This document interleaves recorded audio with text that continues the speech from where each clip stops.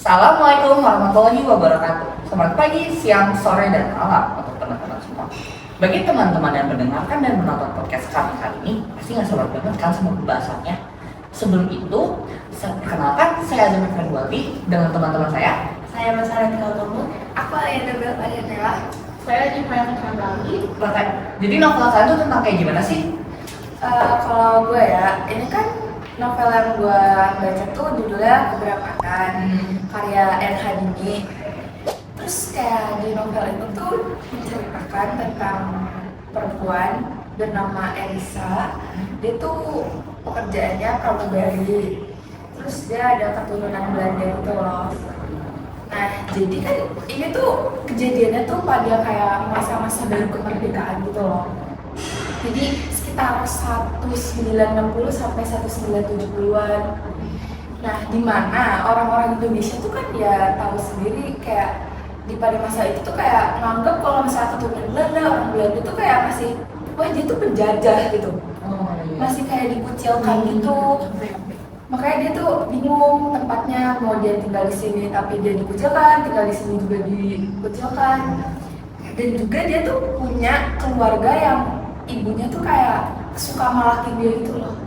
Kayak gajinya dia atau dia misalnya punya gelang baru, punya jam baru yang bagus kayak itu buat ibu aja deh gitu. Jadi emang ibunya tuh selalu jahat gitu loh sama dia. Ibunya masih ada suaminya kan? Masih ada. Tapi suaminya tuh tipe yang kayak cuman ngeliatin doang kok misalnya dia disiksa. Oh, berarti nggak dinafkahi? Sampai disiksa? Kayak dipukulin, terus juga dimintain barang-barang berharganya gitu loh, kayak gajinya. Terus misalnya dia baru beli jam baru nih, terus jamnya ketahuan sama ibunya nih, terus kayak pasti kayak ih jamnya bagus, mending buat ibu aja gitu. Sampai akhirnya tuh ibunya ini mau pergi ke Belanda.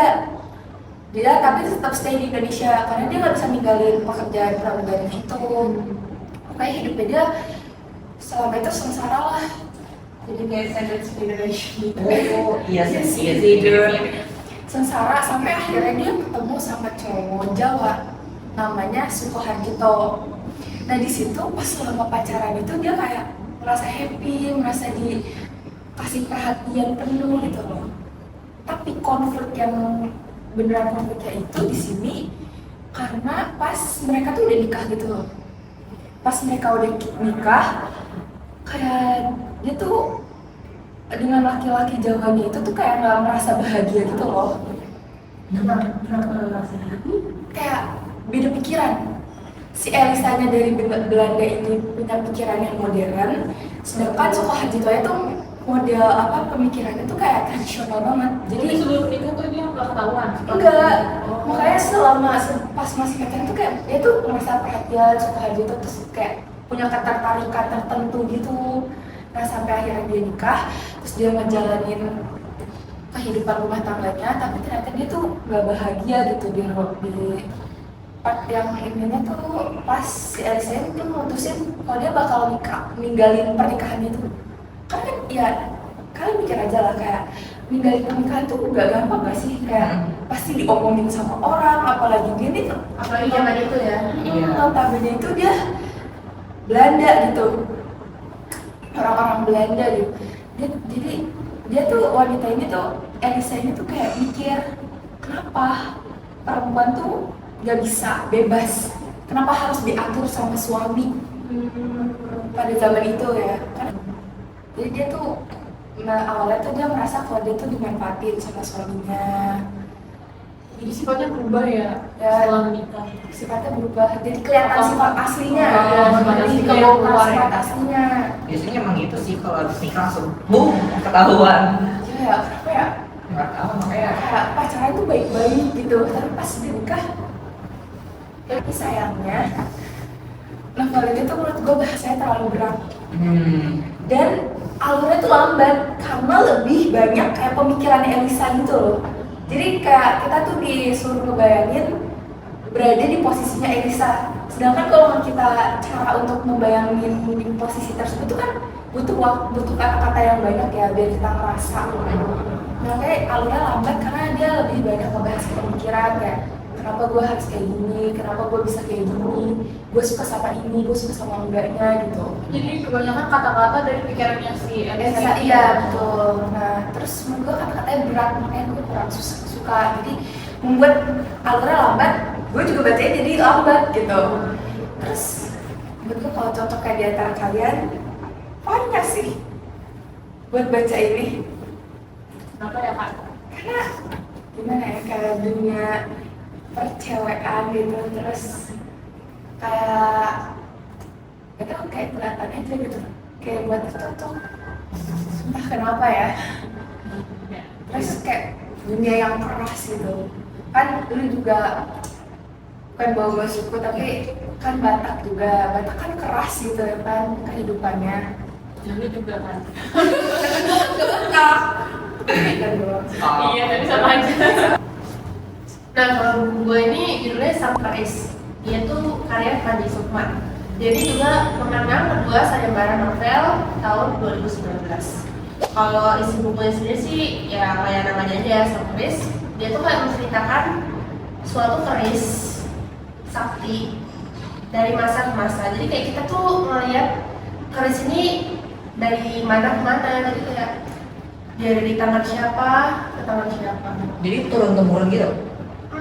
Kayak turun temurun sih, tapi bukan yang kayak warisan gitu, lebih kayak perjalanan kerisnya. Kalau keris ini sendiri sih kayak bukan yang diinginkan atau bukan keris yang gimana ya? Legend gitu. Bukan legend juga, kayak iya, jadi kayak ceritanya bukan gimana cara mendapatkan kerisnya, tapi lebih kayak kehidupan kerisnya sendiri. Jadi MC-nya tuh kerisnya ya. Iya, jadi kayak nggak cuma pas keris ini lagi di zaman-zaman glorinya, jadi ada juga pas keris ini lagi dipegang sama nelayan juga ada. Terus tadi kan ini kerisnya sakti ya, itu maksud dari kesaktiannya tuh kayak gimana? Ya kalau gimana nya agak susah ya dijelasinnya kalau kayak kita yang nggak pernah punya keris sendiri. Tapi kalau sepernah aku tuh kayak ya orang kalau pegang tuh kayak jadi kuat ya, jadi kuat, jadi kayak dibantu roh gitu. Iya benar. Jadi kayak si keris ini kayak ada titisnya dewanya gitu loh.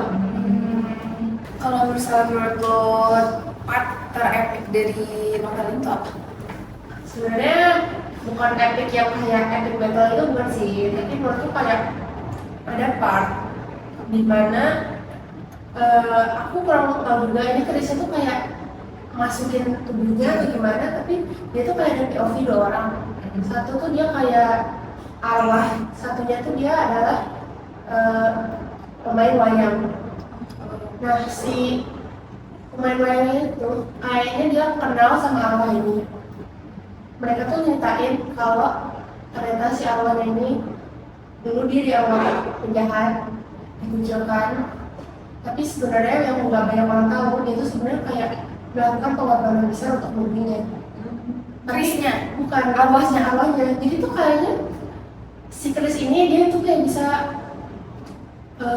kayak bisa penyimpanan arwah kuat gitu ya. Bukan sih, jadi kayak kerisnya tuh kayak kemungkinan arwahnya itu dulu tuan kerisnya.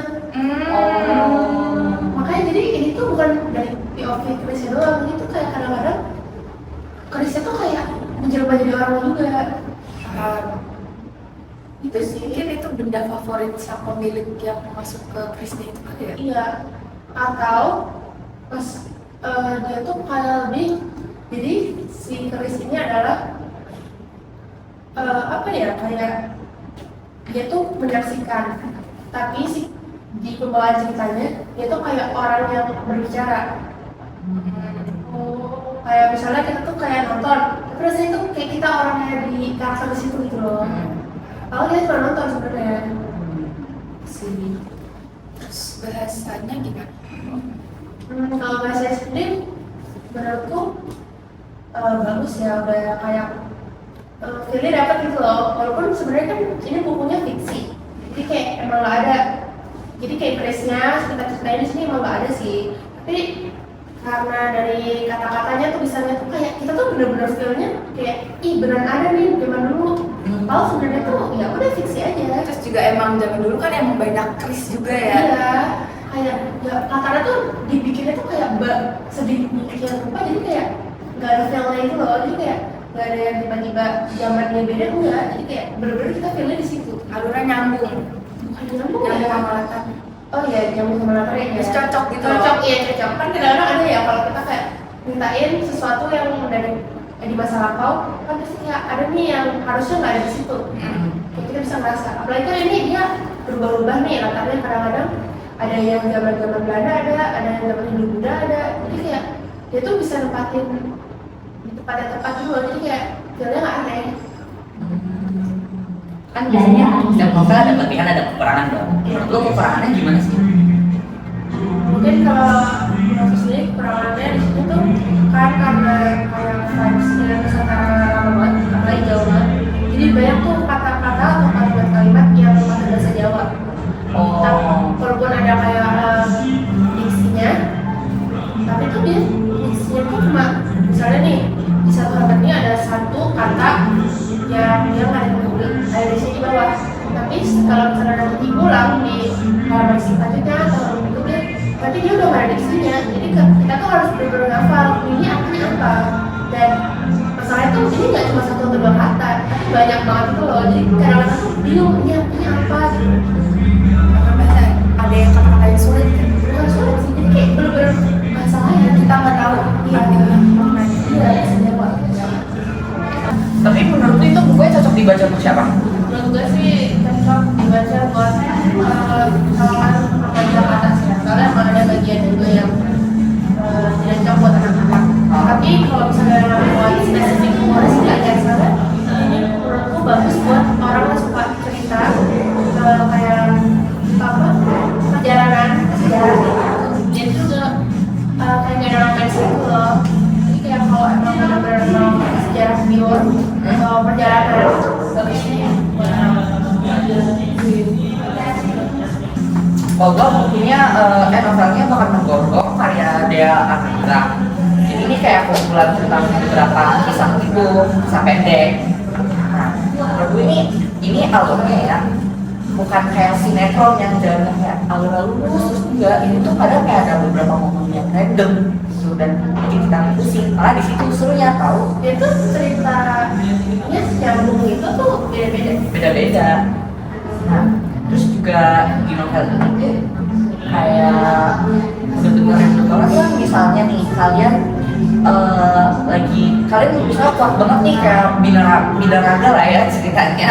Terus kalian mau buka kaleng aja kalian nggak bisa gitu.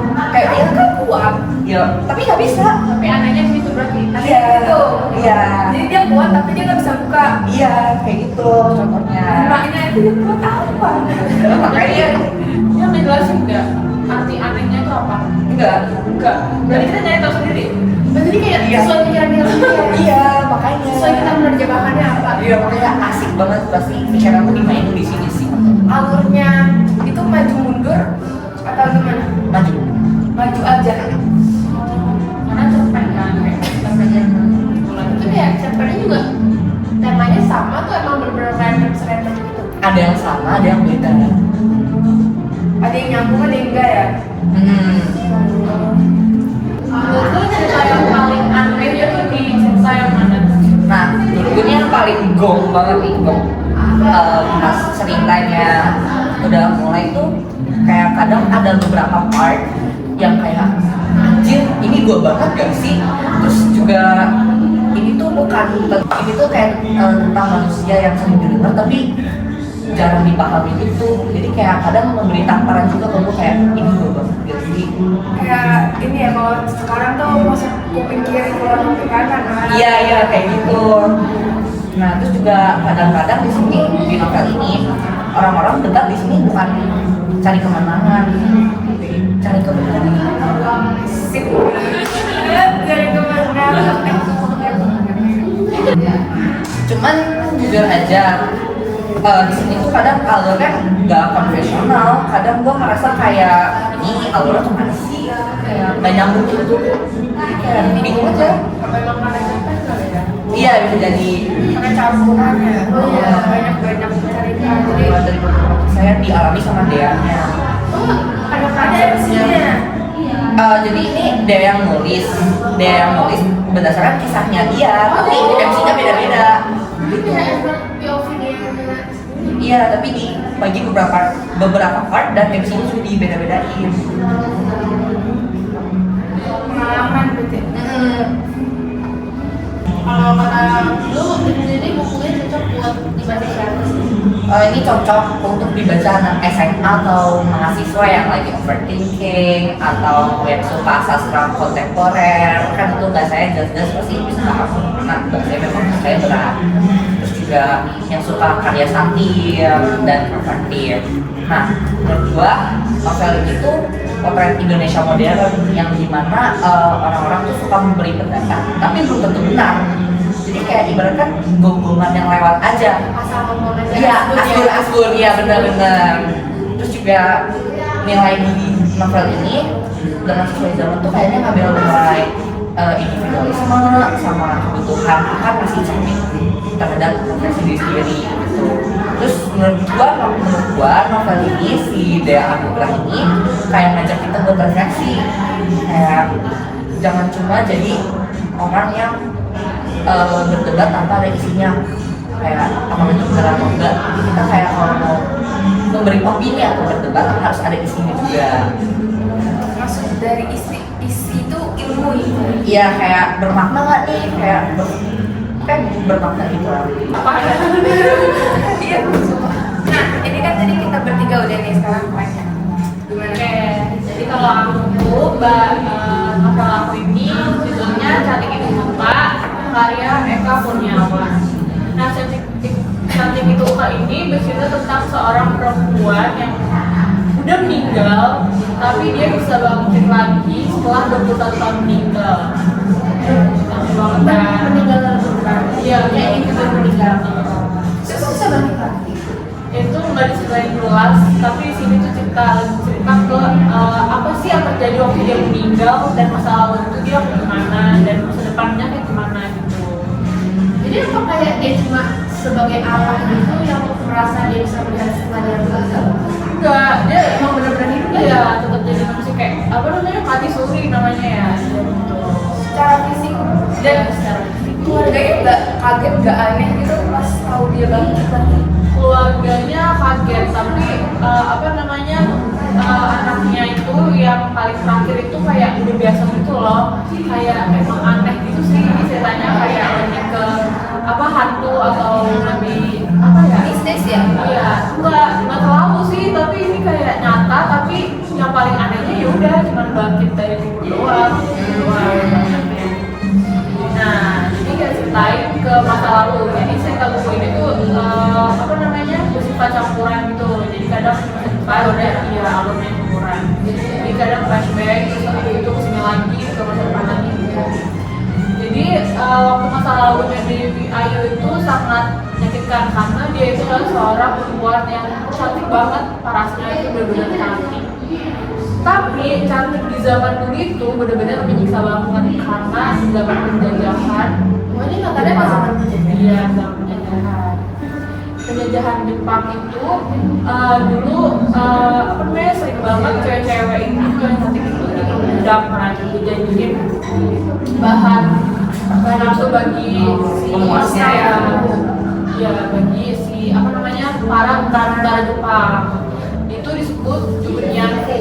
Nah, itu Jugunianfu itu sebutan buat perempuan-perempuan Indonesia yang nah, jadi dulu itu karena si Dewi Ayu yang benar-benar cantik banget, jadinya tuh dia waktu itu dia ditangkap, terus dia di karantina sama saudara-saudaranya yang lain yang dia kenal, teman-temannya, terus diseleksi cewek cantik mana, terus itu dia. Sampai ada seleksi. Iya, ada seleksinya. Itu kalau enggak tuh jadi bunuh. Hah? Kalau enggak dia tetap di karantina, tetap di penjara sebutannya. Dan itu mereka makannya itu terbatas. Pertama tuh makannya daging yang sapi kan, daging yang wajar. Lama kelamaan karena emang tentara Jepang tuh bodo amat sama orang-orang yang gak berguna, jadi yang cantik itu diambil. Mereka tuh banget sampai makan serangga, makan kecoa, makan pokoknya yang gak bagus itu, sampai mereka tuh kayak bertahan hidup di karantina itu, tempat karantina itu karena tempat karantina itu termasuk di hutan belantara gitu. Oh, jadi mereka juga nggak bisa kabur ya? Iya, nggak bisa kabur. Kalau kabur JWI ini lolos lah seleksi itu, seleksi cewek-cewek yang paling cantik gitu. Terus akhirnya pasti mereka menderita banget dan mereka dibawa ke tempat pelacuran. Nah di situ dia ketemu sama teman-temannya yang senasib. Mereka tuh nangis dan mereka tuh sakit banget gitu hatinya. Mereka benar-benar sedih. Tapi lama-kelamaan mereka menerima keadaan. Pertama emang mereka kayak merasa siksa banget. Lama-lama kayak, oh ya udah gue di sini kok, daripada di tempat karantina juga gue nggak dikasih makan. Sedangkan di tempat pelacuran itu mereka dirawat gitu. Make the best of emang bener-bener kan kalau kayak di tempat pelacuran itu kan ada suatu kayak kuai gitu ya, kayak apa sih, ada mamanya gitu, kayak perawat, sebutan bagi mereka tuh kalau mamanya gitu kan. Nah mamanya itu emang baik, mamanya tuh kayak mamanya ini kayak apa namanya, emang pelacur dari zaman dulu juga, tapi dia jadinya merawat. Iya udah senior, tapi dia tinggal merawat aja tempat itu. Senior kan. Gila ya. Dan udah, tapi menurut aku cerita paling gongnya karena apa namanya, dia lahir 8 anak, tapi 3 anak pertamanya ini kan cantik ya, cantik banget, dan itu mewarisi rumahnya juga, kayunya dia itu sendiri ini. Jadi anak yang cantik itu juga pasti bakalan tapi nggak terlalu parah. 3 anak pertamanya perempuan semua. Semuanya 4 anak perempuan langsung diambil, lahir langsung diambil.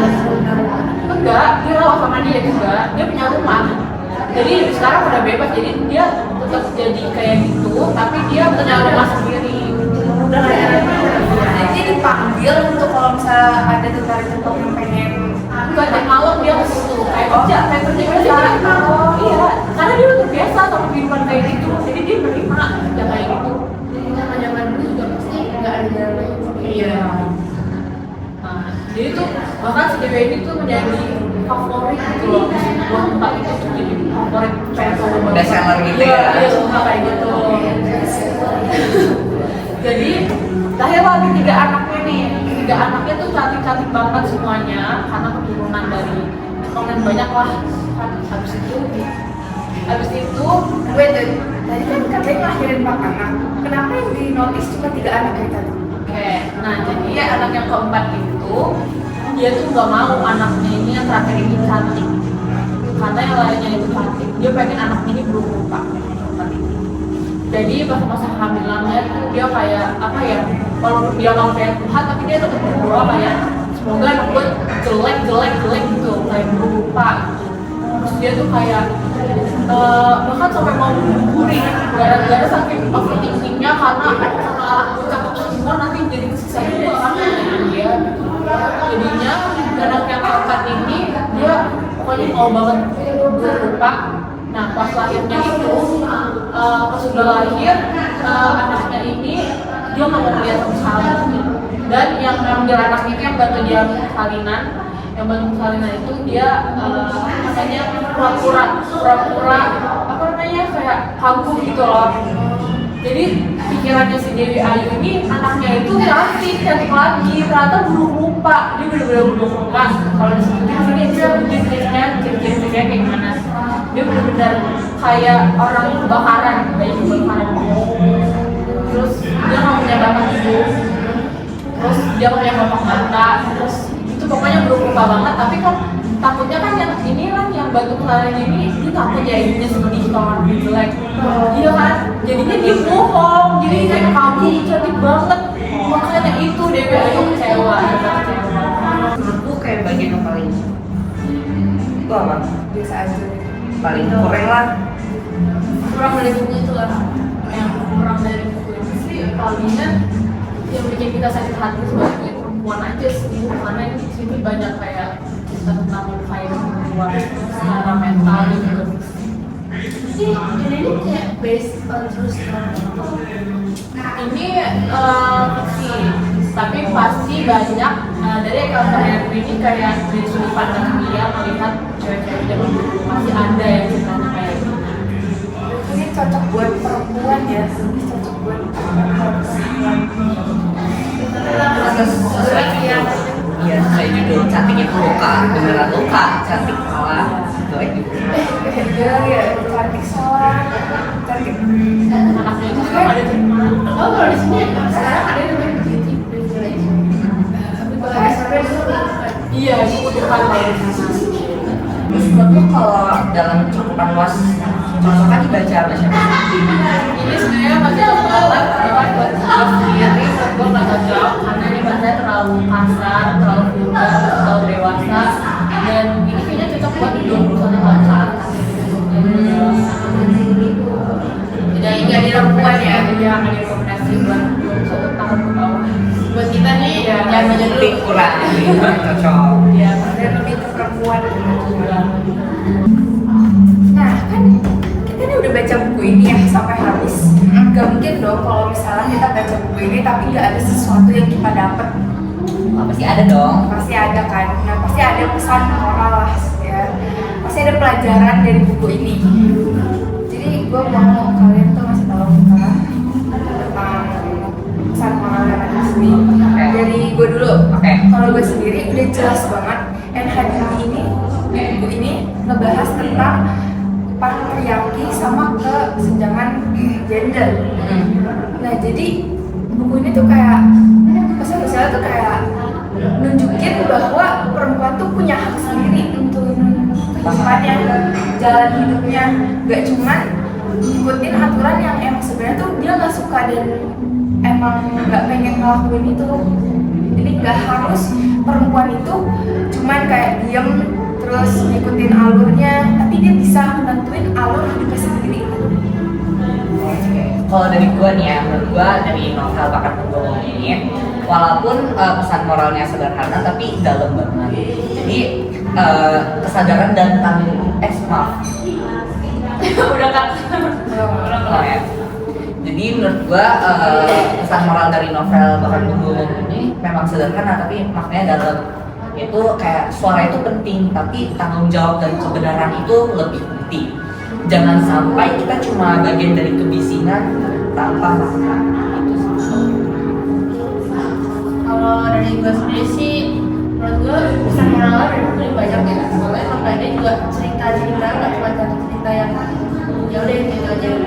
Tapi satu pesan moral yang paling gue dapet di sini adalah kayak kita harus bisa berkorban dan walaupun pengorbanan kita tuh tidak diakui orang. Jadi kayak pengorbanan kita tuh dianggap orang tidak penting, kalau sebenarnya penting. Dan kita tidak boleh kayak selfish harus kayak aku gak mau nih. Kalau misalnya gue berkorban tapi orang-orang lain gak ngakuin gue. Gak harus dilihat sama orang. Ya benar berkorban. Nah kalau gue dari pesan moral dari buku novel ini, menurut gue kita itu jangan melihat orang tuh dari sudut pandang yang kayak kita lihat aja, kayak jangan lihat dari luarnya aja, tapi pasti orang yang kayak gitu punya masa lalu atau punya hidupnya tuh punya pengalaman yang sedih gitu. Kelam itu ya, jadi bukan berarti dia tuh selalu tenang, bahagia walaupun dia cantik ya. Nah yang kedua juga pesan moralnya tuh cinta itu tuh bukan memaksa, tapi harus saling mengerti satu sama lain. Sama hampir mirip sama Ya. Oke, itu aja kita ngobrolin buku hari ini. Semoga kalian juga tertarik sama salah satu buku yang tadi kita bahas. Terima kasih sudah menonton podcast kita. Wassalamualaikum warahmatullahi wabarakatuh.